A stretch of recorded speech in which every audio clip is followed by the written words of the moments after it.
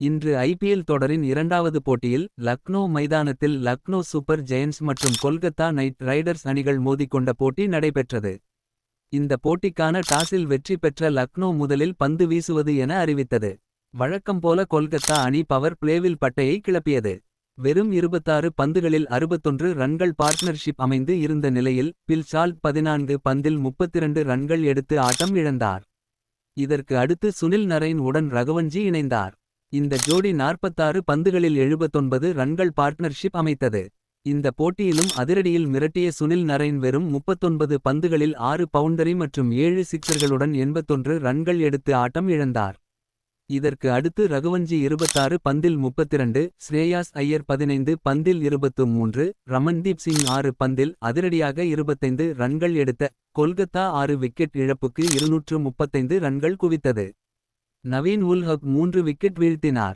இதைத் தொடர்ந்து மிகப்பெரிய இலக்கை நோக்கி விளையாடிய லக்னோ அணிக்கு மிக அதிகபட்சமாக ஸ்டோய்னிஸ் 21 பந்தில் 36 ரன்கள், கேப்டன் கே.எல்.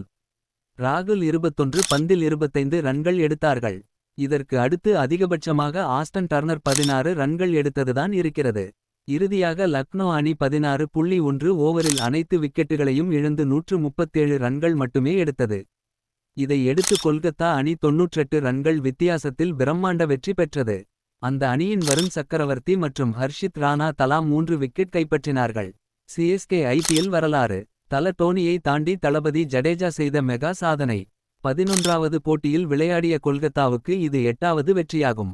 மேலும் கூட்டல் 1.453 என்ற பெரிய ரன் ரேட் உடன் புள்ளி பட்டியலில் முதல் இடத்தை பிடித்திருக்கிறது. 10 போட்டிகளில் 8 வெற்றிகள் உடன் ராஜஸ்தான் 2வது இடத்தில் இருக்கிறது.